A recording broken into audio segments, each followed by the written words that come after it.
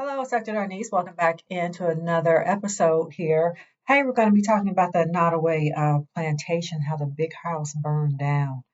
I've been meaning to come back on here and talk about it some more. You might have seen the short that I did about it. I did a short and I said, Black people are an inconvenient truth to people who want to tell American history without us in it. They love to glorify a plantation, right? Like it is just, oh, so genteel and lovely, and isn't it beautiful here, without talking about the horrors of enslavement that actually went on. And so, Black people, as you know, we have been making all the memes and, having us a good kiki over the fact that the big house burned to the ground. And did you hear that when the fire was put out, it started up again? Y'all, the ancestors were not playing. Okay, so here's the reason why I want to come back on with another installment about it. Because y'all know that I have a tarot hobby. So I read tarot, usually not for other people, but sometimes. And one of the decks I have is the Hoodoo Tarot. I've talked about this on the channel before, the Hoodoo Tarot deck by Tayanna McQuiller. And so, of course, she is someone who is referring to our Hoodoo tradition, which we also talk about here. It is that Black American folk spiritual system that we created here in the good old U.S. of A. under extreme duress. But it was our way of survival. It was our way of taking care of ourselves, providing medicine, and looking out for ourselves the best way we could. Well, I was like, you know what? I think that there is a card that corresponds to that plantation house burning down. Sure enough. Okay, so y'all look. Now, I don't know how well you can see it. This is the big house, is what Tayanna McQuiller calls it in her deck, the big house. Okay. Now, in the traditional tarot deck, this is known as the Tower. I kind of scribbled it under there, right? This is the Tower card. If you read tarot or, get your cards read regularly or listen to any of the YouTube channels on here on tarot, the Tower card is generally not something that people want to get, right? If you get the Tower card, it generally means that something unexpected is going to happen that's going to shake you out of complacency or disrupt your status quo.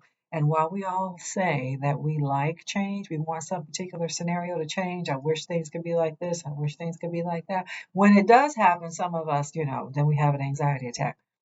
Okay. So now if you can see, the big house is on fire. And those are bodies that are falling out of it, right? Now, the image also shows, like down here, this circle is someone looking through a magnifying glass, and it's kind of rose tinted. You might not be able to see it here in the video, but it's kind of rose tinted.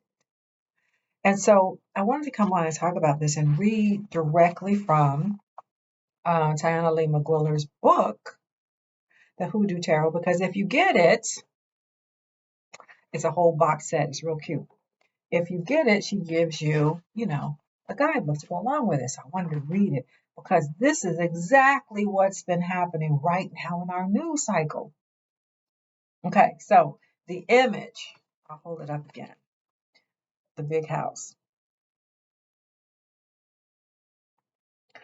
A woman looking at the plantation home with a rose-colored lens is unable to see the suffering of the people plummeting from the window. It's like they don't even exist.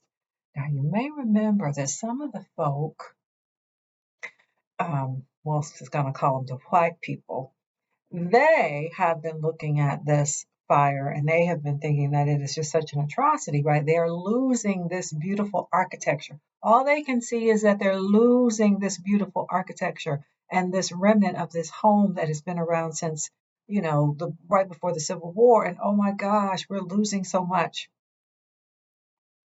And they talked about the architecture. They talked about how long the house has been there. They talked about the beautiful trees on the property also, and they had names for the trees. But they at no point talked about any of the actual people who had been enslaved there. So when Tayanna McQuiller writes, It's like they don't even exist. This is exactly what we have been seeing in our news cycle. People have been talking about this house and this property as if the enslaved people did not actually exist and slavery did not exist on that plantation, right? So she goes on to say, again, and this is just in the guidebook that comes with the tarot deck, there is no greater symbol of Southern gentility than a majestic plantation home surrounded by lush Victorian gardens. Every year, millions of people from all around the world flock to the plantation for tours as their guides prattle on about lemonade, quaint customs, and corseted balls during what many call a similar time. What they don't tell you is that most of those villages and fields were already there and thriving prior to the arrival of foreigners. In other words, indigenous people were literally forced to work in their own land. So while this simpler time was certainly the reality for hundreds of prosperous slave owners, it was not for thousands of enslaved people and indentured servants. For them, the big house was far from beautiful and was instead an unpredictable house of horrors. Mhm. So, yeah, right now, I thought of this. I said, "Oh, I gotta go on and make a video because there's a depiction of the tower that is exactly like what just happened at Nottoway Plantation, and the commentary about it is exactly what she was pointing out, right? Which is certain people love to go to this property and have celebrations, weddings, retreats. They've completely erased from their memory or their consciousness that this was literally a horrifying experience for the people who were enslaved there. And we live in a time when our government would have our history literally erased. They really want to be able to go to a beautiful plantation and not have to think about how it got to be beautiful or why life was so simple and easy and beautiful for them. They literally want to be able to do this. And then you have to ask yourself, how do they do that? How do they actually go to a place called a plantation and literally erase from their own minds what it once really stood for? It's like we have different realities. It's like we really already have different histories. And so, as we see in America, because America is America, they really would just like to not have to talk about the inconvenient reality that Black Americans represent. When they get ready to tell their version of history, when they want to talk about the narrative of what makes America great, we really are not part of it. And the fact that we really exist, right, descended from our ancestors here who had to live in places like this, the fact that we're still here is just so inconvenient. Now, y'all know I'm here in Savannah, Georgia, and so I go on a lot of these tours myself because I want to hear what the guides have to say, and I go to museums because I want to know what's being taught, and I want to know the history of the area in which I live because I'm a historian. Well, there is a place here called well, not a place. Well, it is a place now, but there is an event here called the Weeping Time. The Weeping Time. And it is to commemorate the largest slave auction that happened in the state of Georgia. One of the largest slave auctions that happened in the entire United States. I think it's like number three slave auction that happened in America. And it commemorates the idea of the weeping times because it was so big. So many, what was it, 492, I think, people were sold at auction and they were separated from their family members to do this. This was a plantation that was owned by a family, and the owner of the house had massive gambling debts, and he had to make do. He had to make good on his gambling debts, and so his only recourse was to sell his property. And so, even though these enslaved people they were families. They had been on this plantation for many, many years, and they had created some semblance of community for themselves. He was going to break that community up and sell people to whomever, to the highest bidder. And that is what happened.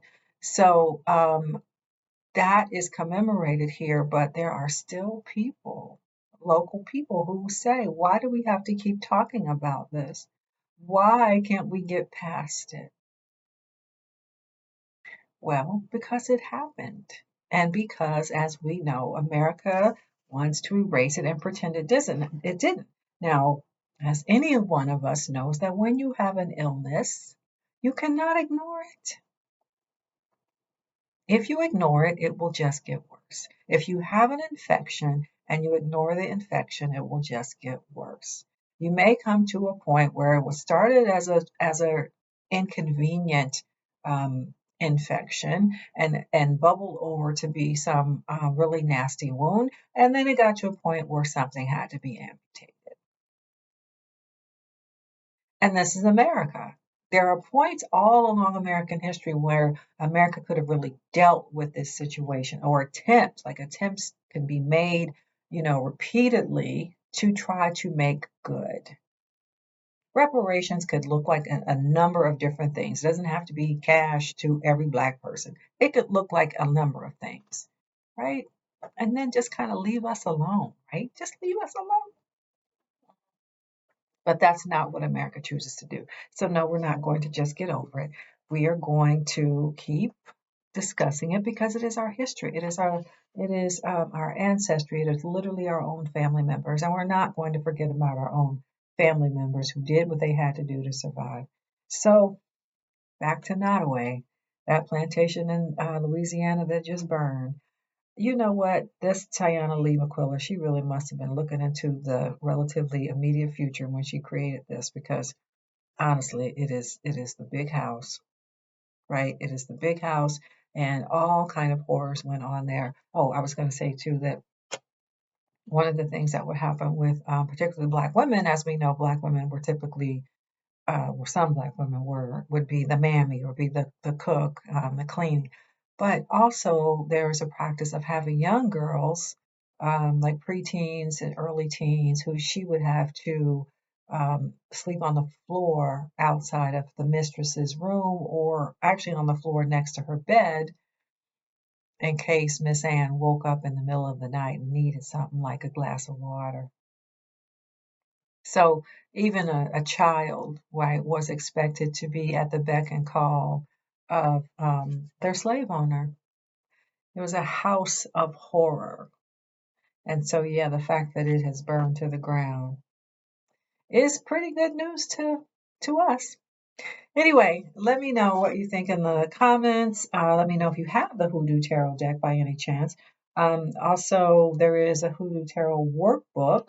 So this gives you, like, if you pull a certain card, here's some rituals you can do around it. Because really, if you get the big house or the tower card, some people can feel some kind of way about it. It's like, oh no, something terrible is going to happen to me.